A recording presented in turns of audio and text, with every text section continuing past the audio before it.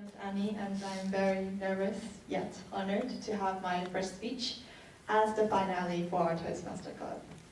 So today I'm going to tell a story about how everything became nothing and the journey of collecting something back. This is not a sad story nor a bad memory. This is my life. So as far as my memory serves me, I've been traveling from countries to countries since young age. When I was in first year in primary school, I was sent off to Malaysia, and I remember quite vividly the day of my flight is the exact same day where all my kindergarten friends report to their first year in primary school.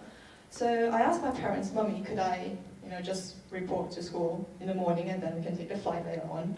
But obviously my parents declined and said the flight doesn't wait for anyone, so I had to go to Malaysia the day where all my friends were excited for their first day in school.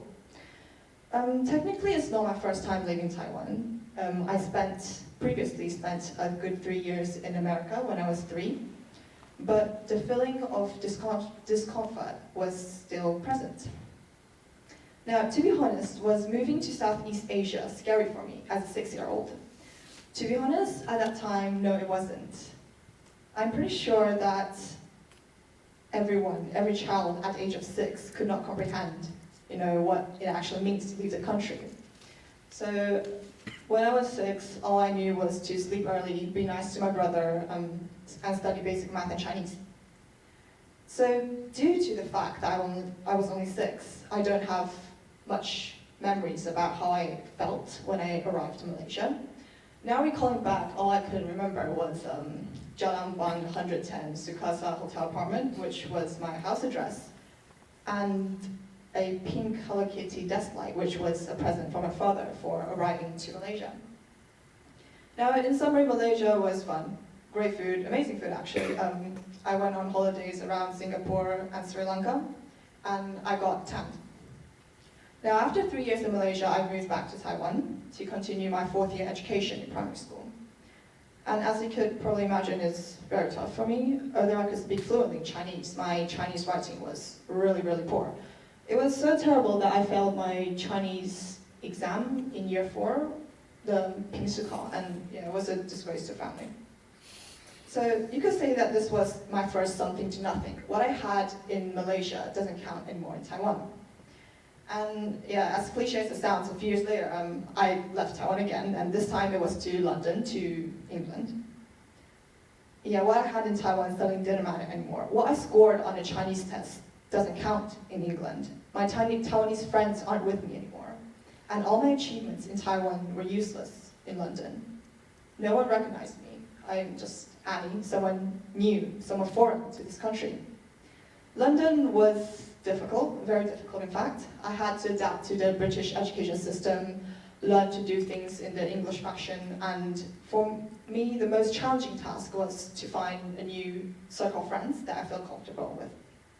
And history repeats itself. I failed my English literature exam, and it was a terrible failure. I was far off the passing requirements. I'm not going to say how much I got, but terrible.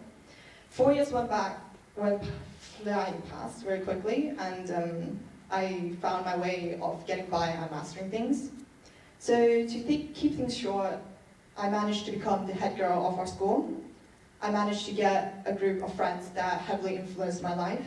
And I went from failing English literature to getting a mark that is the top 3.6% in the whole of Wales, Scotland, and England. That's my best achievement so far. But all of this achievement became zero when I flew back to Taiwan.